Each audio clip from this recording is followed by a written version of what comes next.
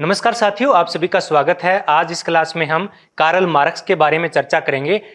Karl Marx ने मुख्य रूप से वर्ग संघर्ष का सिद्धांत दिया है और इस सिद्धांत के लिए इन्होंने बहुत सारे सिद्धांतों का प्रतिपादन किया है और बहुत सारी अवधारणाएं इन्होंने प्रस्तुत की है। कौन कौन से सिद्धांत दिए और कौन कौन सी अवधारणाएं दी, तो इस क्लास में हम इन सब पे संक्षिप्त चर्चा करेंगे। जैसे कि वर्ग संघर्ष का सिद्धांत हो गया, द्वंद्वात्मक भौतिकवाद और ऐतिहासिक भौतिकवाद हो गया, अलगाव का सिद्धांत हो गया, सामाजिक परिवर्तन का सिद्धांत हो गया, अतिरिक्त मूल्य का सिद्धांत हो गया। इसके अलावा इन्होंने अनेक अवधारणाएं दी है, अधोसंरचना, अधिसंरचना, दरिद्रीकरण, सर्वहाराकरण, पतित बुर्जुआ। तो इस प्रकार से जितनी भी ये सिद्धांत और अवधारणाएं हैं, इन सब पे हम चर्चा इस क्लास के अंदर करेंगे। इन्होंने मुख्य रूप से इन्हें वैज्ञानिक समाजवाद का प्रतिपादक माना जाता है, जनक माना जाता है। किसका? वैज्ञानिक समाजवाद का, जिसे हम साम्यवाद के नाम से जानते हैं।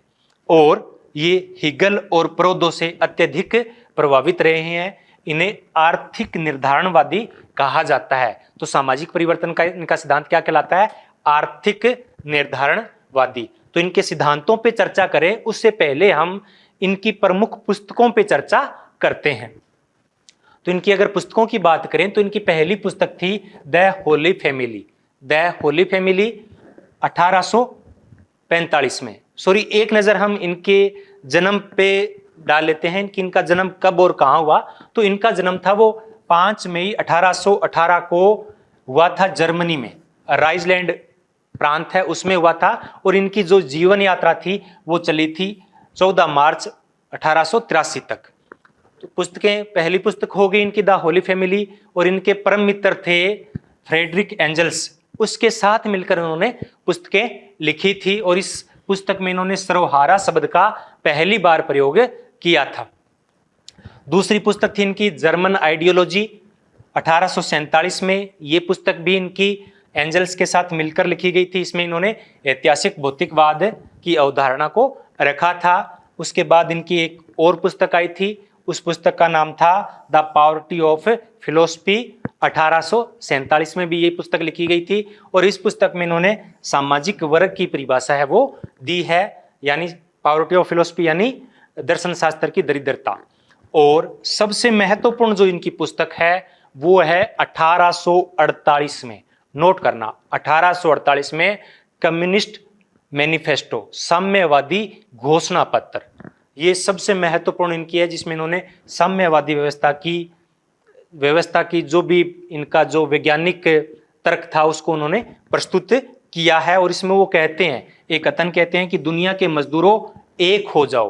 तो इस किताब की शुरुआत है वो यहीं से होती है कि दुनिया के मजदूरों एक हो जाओ, तुम्हारे पास खोने के लिए कुछ भी नहीं है और पाने के लिए पूरा संसार पड़ा है। इसके बाद उन्होंने एक पुस्तक लिखी the class struggle in France 1850 में। और कम्युनिस्ट मैनिफेस्टो के बाद में इनकी जो सबसे महत्वपूर्ण पुस्तक मानी जाती है वो है दास कैपिटल। कौन सी है? Das Kapital. ये 3 खंडों में प्रकाशित हुई थी। इसमें इन्होंने पूंजीवादी व्यवस्था की विशेष व्याख्या की है। ये 3 वॉल्यूम इनके कब कब आए थे ये महत्वपूर्ण है। ईयर 1867, 1885 और 1894। ये तीनों वॉल्यूम महत्वपूर्ण है। आप इनके ईयर को याद कर लीजिए, 67, 85 और 94। तो ये इनकी प्रमुख पुस्तकें थी। अब इनके सिद्धांतों की बात करें तो जितने भी इनके सिद्धांत है वो एक दूसरे से मिले जुले हुए हैं। अगर आपने एक सिद्धांत को समझ लिया तो आप सारे सिद्धांत समझ जाओगे। अगर आपने एक सिद्धांत आपके समझ में नहीं आ रहा है तो इसका मतलब आपने इनके जितने भी सिद्धांत है वो आप सही तरीके से समझ नहीं पाए हैं। कैसे है वो हम इस पे चर्चा भी करेंगे। तो पहला इनका सिद्धांत था द्वंद्वात्मक भौतिकवाद या ऐतिहासिक भौतिकवाद। दोनों अलग अलग हैं। द्वंद्वात्मक एक पद्धति है जो इन्होंने हिगल से ग्रहण की है। किससे ग्रहण किया है? इन्होंने हिगल से ये सिद्धांत है वो द्वंद्वात्मक का ग्रहण किया है। द्वंद्वात्मक का मतलब क्या होता है? द्वंद्व, विरोधाभास। तो जैसे कि हिगल ने बताया था कि पहले कोई वाद होता है, वाद का मतलब विचार।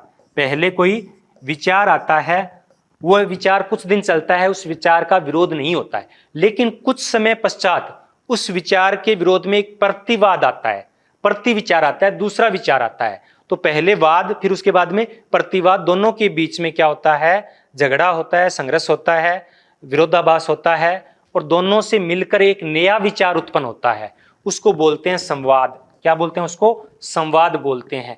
ये संवाद है, कुछ समय पश्चात क्या होता है, वाद बन जाता है और इसके विरोध में फिर एक प्रतिवाद आता है। तो ये प्रक्रिया वो चलती रहती है। तो ये द्वंद्वात्मक पद्धति है जो पहले हिगल ने दी थी और बाद में हिगल से मार्क्स ने इसको अपनाया है। लेकिन हिगल ने विचार को महत्वपूर्ण माना है। किसको माना है? विचार को, चेतना को। उन्होंने कहा कि चेतना बदलती है और जैसे ही वाद प्रतिवाद आता है तो सामाजिक परिवर्तन आता है। लेकिन क्या होता है कि पहले विचार बदलता है, फिर सामाजिक व्यवस्था बदलती है। लेकिन कार्ल मार्क्स क्या कहते हैं कि विचारों से सामाजिक परिवर्तन नहीं आता। तो यह सिद्धांत इन्होंने यूरोपीय समाज की आर्थिक व्याख्या करने के लिए प्रस्तुत की थी। इसे इतिहास की भौतिकवादी व्याख्या भी कहा जाता है।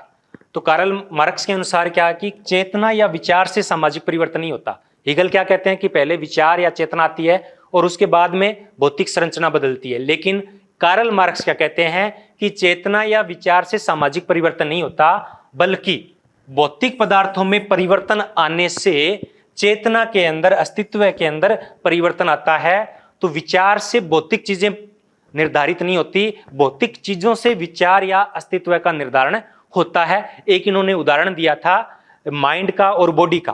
तो उन्होंने कहा था कि बॉडी यानी भौतिक पदार्थ है, उसके अंदर माइंड है, माइंड के अंदर भौतिक पदार्थ नहीं है, यानी माइंड के अंदर बॉडी नहीं है, बॉडी के अंदर माइंड है। तो इन्होंने समझाने के लिए इसका प्रयोग किया था। और ये कहते हैं कि जब उत्पादन प्रणाली बदल जाती है, भौतिक पदार्थ बदल जाते हैं, उत्पादन प्रणाली में जब परिवर्तन आता है तब सामाजिक परिवर्तन आता है। तो हिगल ने दिया था विचारात्मक द्वंद्ववाद और कार्ल मार्क्स ने इसको प्रस्तुत किया ऐतिहासिक भौतिकवाद या द्वंद्वात्मक भौतिकवाद। इसलिए कार्ल मार्क्स क्या कहते हैं कि हिगल सिर के बल पे खड़े थे, यानी उल्टे खड़े थे, मैंने उनको पैरों के बल पर खड़ा कर दिया, यानी सही कर दिया। उनकी धारणा तो सही थी लेकिन वो विपरीत थी। अब मैंने उनको सही कर दिया, सिर की बजाय उनको पैरों के बल पर मैंने उनको खड़ा कर दिया। ये कथन भी कई बार परीक्षाओं में पूछा जा चुका है। तो अब द्वंद्वात्मक भौतिकवाद हो गया। अब है ऐतिहासिक भौतिकवाद। अब इसके जरिए वो इतिहास की व्याख्या करते हैं, जिसको हम बोलते हैं इतिहास की भौतिकवादी व्याख्या। तो इसमें क्या मार्क्स ने क्या कहा कि विचारों के स्थान पे भौतिक संसाधन यानी उत्पादन शक्तियों में जब परिवर्तन आता है तब सामाजिक परिवर्तन आता है। तो मार्क्स ने विचारों के स्थान पे भौतिक संसाधन या उत्पादन शक्तियों को रखा है, और जब इनमें कोई परिवर्तन आता है तो समाज में परिवर्तन आया है। और इन परिवर्तनों के जरिए समाज में अब तक यूरोपीय समाज में कुल 4 प्रकार के परिवर्तन आ चुके हैं। तो यूरोपीय इतिहास को इन्होंने 4 चरणों में विभाजित किया है। इसे ही हम ऐतिहासिक भौतिकवाद बोलते हैं। नंबर 1 पहला चरण है, उसको बोलते हैं आदिम साम्यवादी अवस्था।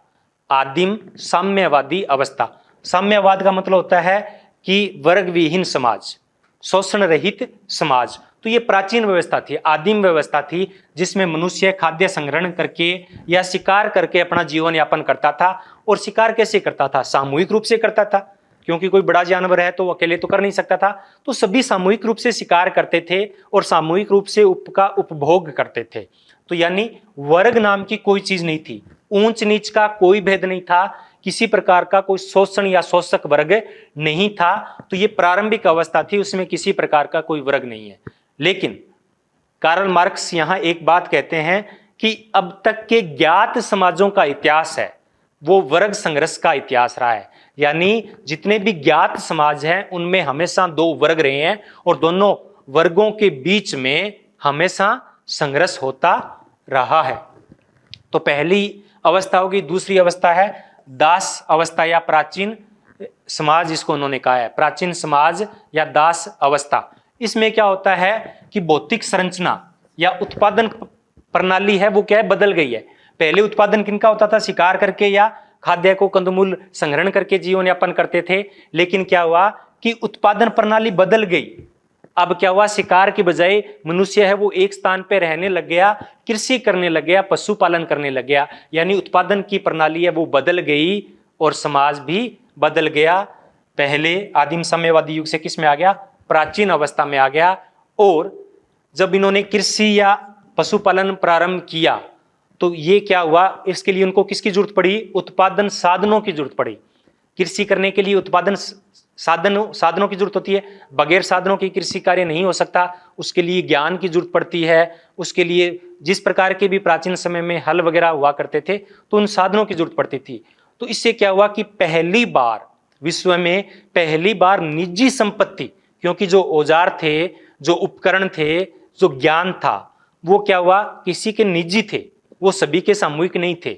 तो पहली बार दुनिया के अंदर निजी संपत्ति का उद्भव हुआ, और जैसे ही निजी संपत्ति का उद्भव हुआ तो समाज के अंदर वर्ग बन गए जिनका संसाधनों पर अधिकार था। वो क्या बन गए, वो स्वामी बन गए, मालिक बन गए।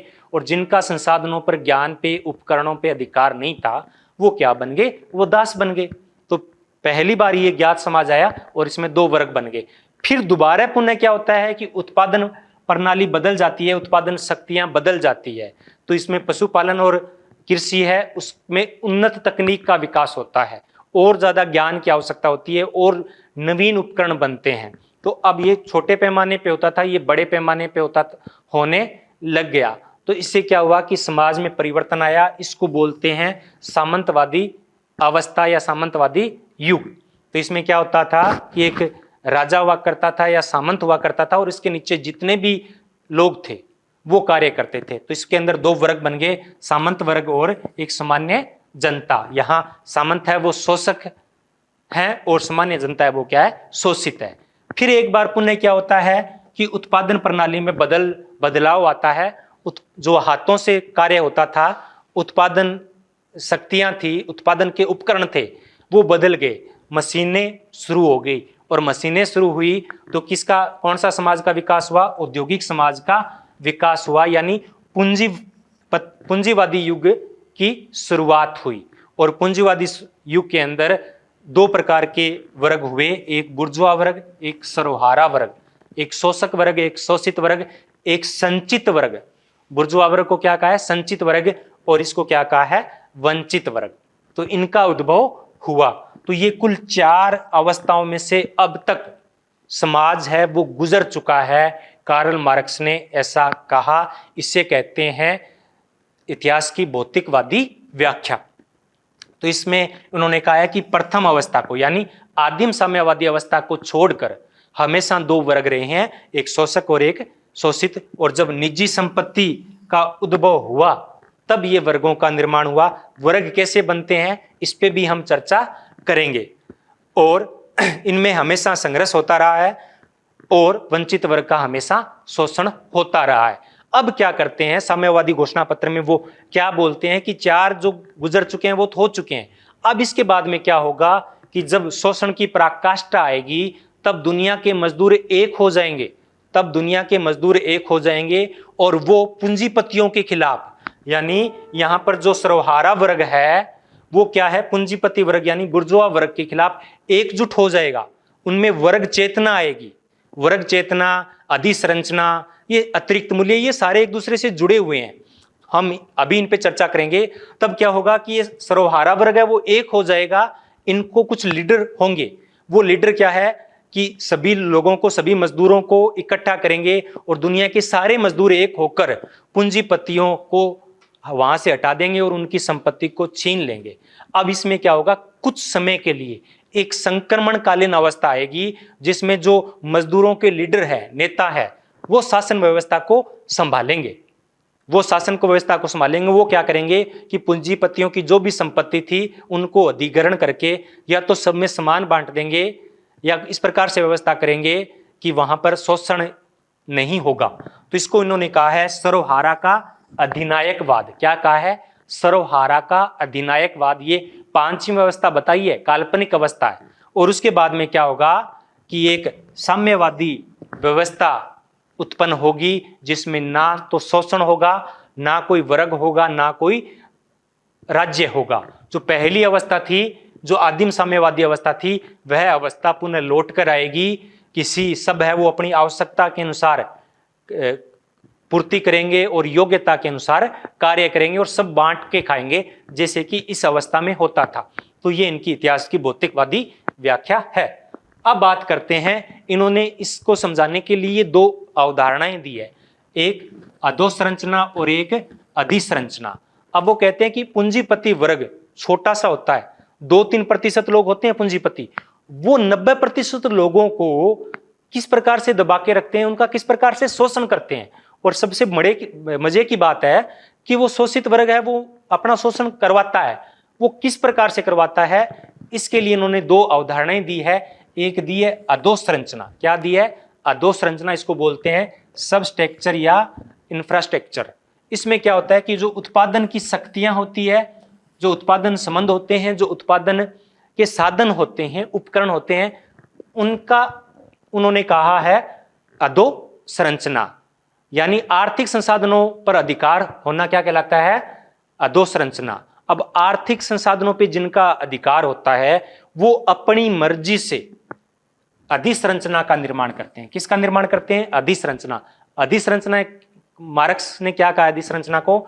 धर्म, कानून, संस्कृति, राज्य, ये सब किसके अंग है? ये अधिसंरचना के अंग है। उद्योग है, कृषि है, पशुपालन है, ये किसके अंग है? वो अधोसंरचना के। हम बोलते हैं ना इंफ्रास्ट्रक्चर मजबूत होना चाहिए। तो जिनका संसाधनों पर अधिकार होता है वो लोग अपनी मर्जी से इन चीजों को तय करते हैं, किनको? धर्म को बनाते हैं, कानून को बनाते हैं, संस्कृति को बनाते हैं, राज्य को बनाते हैं। इसीलिए तो कार्ल मार्क्स ने कहा था कि धर्म क्या है? अफीम है। अफीम कैसे होती है, इस पे हम चर्चा करेंगे। तो कार्ल मार्क्स के अनुसार अधोसंरचना ही अधिसंरचना का निर्माण करती है। जिनके पास संसाधनों पर अधिकार होते हैं वो अपने लाभ के लिए, अपने हितों की रक्षा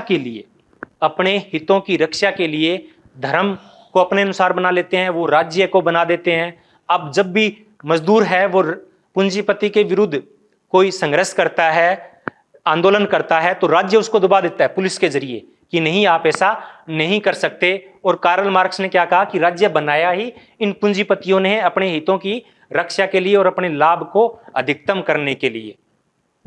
तो इससे क्या होता है कि प्रथम जो संचित वर्ग है और दूसरा जो वंचित वर्ग है, तो संचित वर्ग है वो वंचित वर्ग को शोषण करता है, किसके माध्यम से? अधिसंरचना के माध्यम से। तो इसके लिए इन्होंने क्या कहा कि धर्म है वो अफीम है। क्या है? धर्म है वो अफीम है।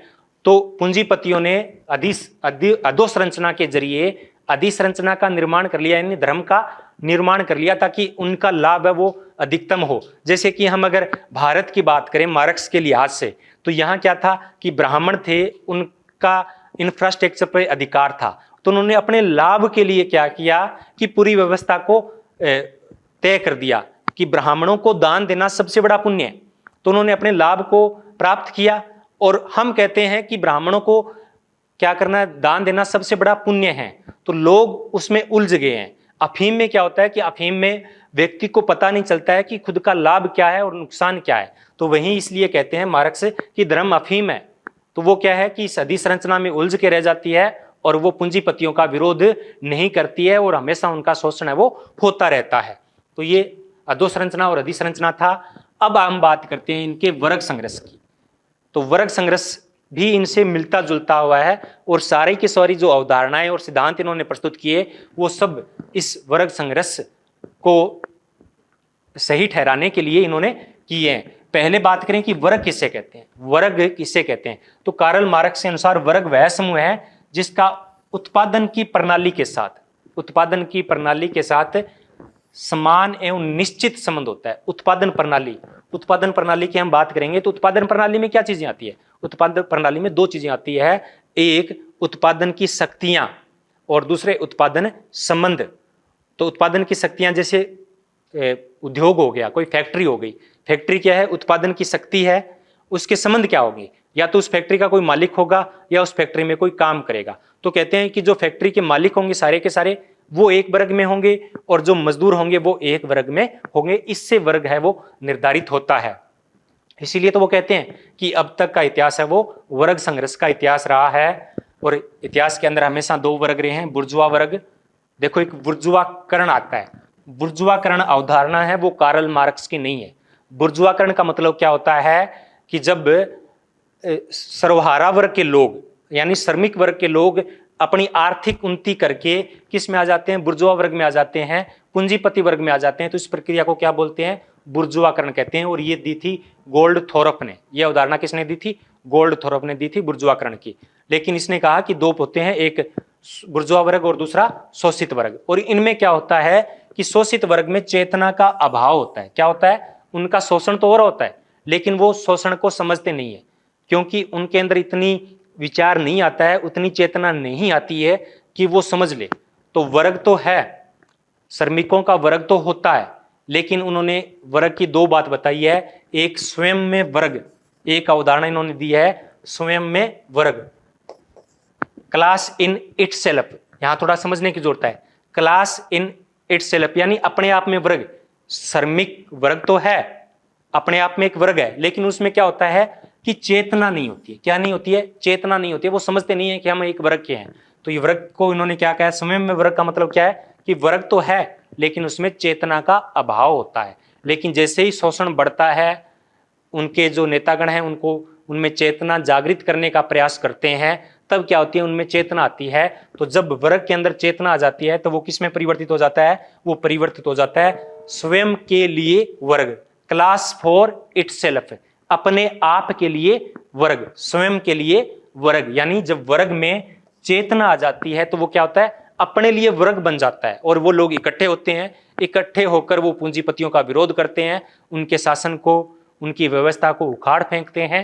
फिर अधिनायकवाद आता है और अंत के अंदर कार्ल मार्क्स क्या कहते हैं कि सब आपस में समान रूप से बंटवारा उनमें कर लेंगे। तो इसलिए वो कहते हैं कि दुनिया के मजदूरों एक हो जाओ, तुम्हारे पास खोने के लिए बेड़ियों के अलावा कुछ नहीं है और पाने के लिए पूरा का पूरा संसार आपका इंतजार कर रहा है।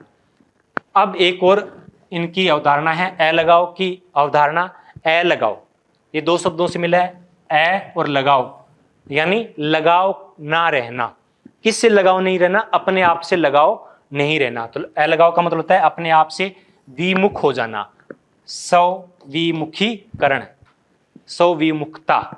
तो वैसे इस अलगाव शब्द का अवधारणा का सर्वप्रथम प्रयोग था वो रूसो ने किया था, लेकिन इसका विस्तृत प्रयोग है वो क्या है, कार्ल मार्क्स ने अपने सिद्धांत में किया है। तो कार्ल मार्क्स क्या कहते हैं कि पूंजीपति व्यवस्था के कारण अलगाव उत्पन्न होता है। तो अलगाव किसकी उपज है, पूंजीवादी व्यवस्था की उपज है। अत्यधिक मशीनीकरण से श्रमिकों का उत्पादन प्रक्रिया के साथ, उत्पादन प्रक्रिया के साथ कोई लगाव नहीं रहता है। उत्पादन प्रक्रिया, तो इसको हम थोड़ा सा अगर प्राचीन समाज में जाने की प्रयास करें तो पहले उत्पादन किस प्रकार से होता था।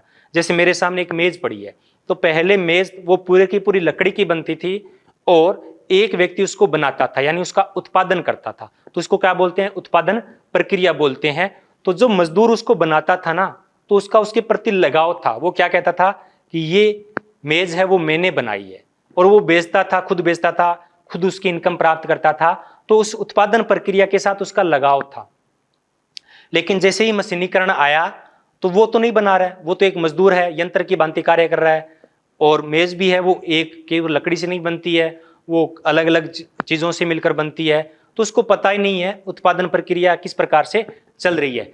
तो कार्ल मार्क्स ने इसके अलगाव के 4 चरण बताए हैं। कितने चरण बताए हैं, 4 चरण बताए हैं। पहला है कि उत्पादन की प्रक्रिया के साथ अलगाव होना, यानी जो उत्पादन करता है उसका उसके साथ कोई लगाव नहीं रहता है। पहले वो अपनी सृजनशीलता का प्रयोग करता था, मेज को बनाने में या किसी भी चीज को बनाने में, वस्तु का निर्माण करने में अपना पूरा का पूरा दिमाग लगाता था, अपनी सृजन शक्ति का प्रयोग करता था, उसके साथ लगाव होता था। लेकिन जैसे ही मशीनें आई लगाव खत्म हो गया। तो पहला क्या होता है, उत्पादन प्रक्रिया के साथ उसका लगाव हो जाता है। दूसरे नंबर पे जो उत्पादन होता है, जब वो मेज बना रहा होता है तो बना रहा होता है तब उसका लगाव होता है, और जब बन जाता है तब उसके लगाव होता है। यानी उत्पादन प्रक्रिया से उसका लगाव था और उत्पादन से लगाव था। लेकिन जैसे ही मशीनीकरण आता है तो उत्पादन प्रक्रिया के साथ उसका लगाव नहीं रहता है और उत्पादन के साथ भी उसका कोई लगाव नहीं रहता है। और बाद में क्या होता है कि धीरे धीरे उसका अपने मालिकों से और अपने सहकर्मियों से भी कोई लगाव नहीं रह जाता है, अलगाव उत्पन्न हो जाता है। और धीरे धीरे क्या होता है कि उनका खुद के साथ भी कोई लगाव नहीं रहता है। जिस प्रकार से अत्यधिक मशीनीकरण से यंत्र की भांति वो कार्य करता है, आता है, चला जाता है, चला जाता है, आता है, वो अपने आप को एक यंत्र समझता है। उसका खुद के प्रति कोई लगाव नहीं होता है और अंत में वो क्या होता है, या तो सुसाइड कर लेता है या शोषण के कारण वो अंतिम स्तर प्राप्त कर लेता है, लेकिन अलगाव पूर्णतः उत्पन्न हो जाता है। उत्पादन प्रणाली, हमने बात की थी ना उत्पादन प्रणाली के साथ, तो उत्पादन प्रणाली में वैसे 2 और 3 चीजों को शामिल करते हैं। नंबर 1 उत्पादन की शक्तियां। उत्पादन प्रणाली में 3 चीजें हैं। उत्पादन की शक्तियां, जैसे बिजली से मशीनें चलती है तो उत्पादन शक्ति क्या होगी, बिजली हो गई। पहले हाथों से काम होता था तो पहले क्या थे, या पशुओं से काम होता था तो पशु, मनुष्य, बिजली, ये सब क्या है, उत्पादन शक्तियां है, पावर है, पावर ऑफ प्रोडक्शन। और दूसरा है उत्पादन के साधन, जिनसे उत्पादन होता है, मशीनों से उत्पादन होता है या किसी और से उत्पादन होता है तो वो क्या हो गए, उत्पादन के साधन। तो यंत्र है, ज्ञान है, संसाधन है, ये सब क्या है, उत्पादन की शक्तियां और साधन में शामिल है। और नंबर 3 है उत्पादन संबंध। तो उत्पादन प्रणाली के अंदर उत्पादन संबंध भी होते हैं। उत्पादन के साथ संबंध कैसा है, उत्पादन के साथ संबंध कैसा है कि वो उत्पादन वस्तु का मालिक है या उस पे उसके कोई अधिकार नहीं है, तो इसे उत्पादन प्रणाली है वो निर्धारित होती है। आगे हम बात करें अतिरिक्त मूल्य के सिद्धांत की। किसकी, अतिरिक्त मूल्य के सिद्धांत की। अतिरिक्त मूल्य का सीधा सा सूत्र है बाजार मूल्य, और उसमें से माइनस करना है लागत मूल्य। बाजार मूल्य में से क्या माइनस करना है, लागत मूल्य, और जो बचता है वो क्या होता है, वो होता है अतिरिक्त मूल्य। जैसे कि कोई मेज है, या मेज को बाजार मूल्य कितना है, 500 में उसको बेचा जाता है, उसका लागत मूल्य क्या है, उसका लागत मूल्य है 200 प्लस 100, 200 प्लस 100। 200 रुपए की तो उसको सामग्री लगी है, लकड़ी वगैरह, और 100 रुपए उसने मजदूरों को पैसे दिए। किसको पैसे दिए, मजदूरों को पैसे दिए, तो इसकी लागत मूल्य कितना हो गया, 300 रुपए।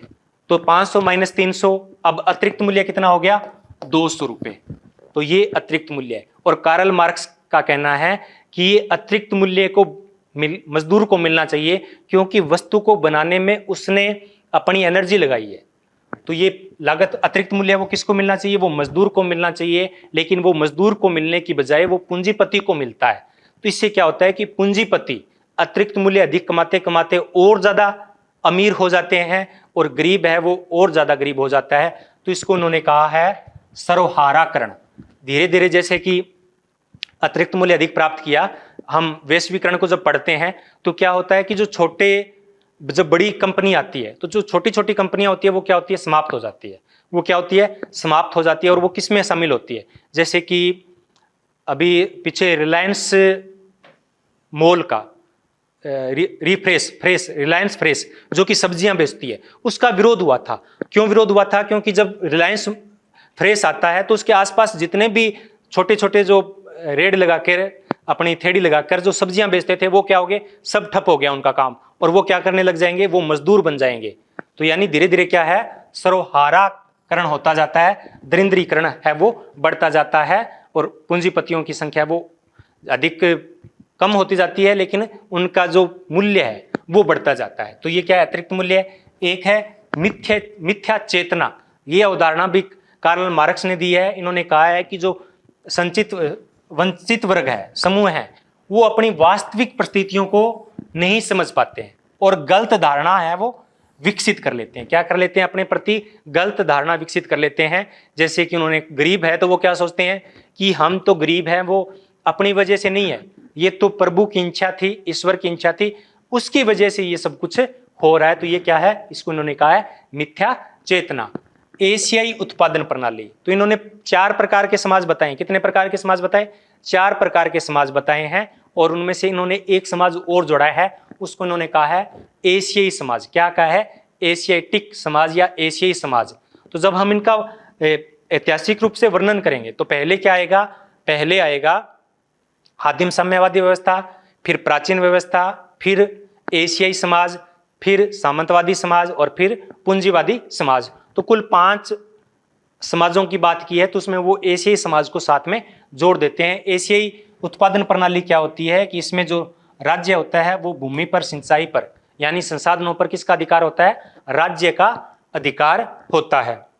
और इनको उद्विकास के क्रम में इन्होंने किसमें बाद रखा है, प्राचीन समाजों के बाद में रखा है। यानी पहले आदिम समाज, फिर प्राचीन समाज, फिर एशियाई समाज, फिर सामंतवादी समाज और फिर लास्ट में पूंजीवादी समाज। कुल 5 प्रकार के समाज हो गए। अब एक बात आती है कि समाजवाद और साम्यवाद में अंतर क्या है। समाजवाद किसे कहते हैं और साम्यवाद किसे कहते हैं, दोनों देखने में तो समान लगते हैं लेकिन थोड़ा सा इनमें अंतर है। तो समाजवाद क्या होता है, इसमें सरकार है वो समानता का शासन स्थापित करने का प्रयास करता है। सरकार है वो क्या करती है, समानता का शासन स्थापित करने का प्रयास करता है। वो इस प्रकार से संसाधनों का वर्गीकरण करता है कि सभी को समान संसाधन उपलब्ध हो जाएं, लेकिन ऐसा वास्तव में होता नहीं है। सरकार प्रयास जरूर करती है, जैसे कि अमीरों से टैक्स लेकर वो गरीबों को देती है ताकि वो ज्यादा अमीर हैं तो उनका पैसा कम हो जाए और गरीब को पैसा मिल जाए। तो दोनों में कुछ कुछ समानता लाने की वो प्रयास करता है, लेकिन ऐसा संभव हो नहीं पाता है। और ये क्या है, साम्यवादी व्यवस्था। साम्यवादी व्यवस्था में क्या होता है कि समाजवाद है वो पूर्णतया आ जाता है। इसमें ना तो कोई वर्ग रहता है, यानी कोई शोषक और शोषित नहीं रहता है, सब बराबर हो जाते हैं, एक ही वर्ग बन जाता है।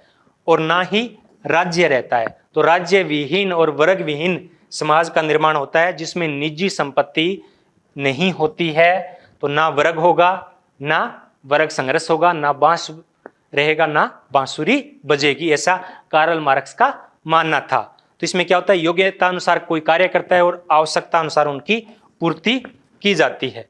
तो ये इनके प्रमुख सिद्धांत थे और प्रमुख अवधारणाएं थी जिनसे प्रश्न है, बहुत सारे प्रश्न है वो बनते हैं। एक और बात है दंडात्मक भौतिकवाद की, इन्होंने 3 नियम बताए थे।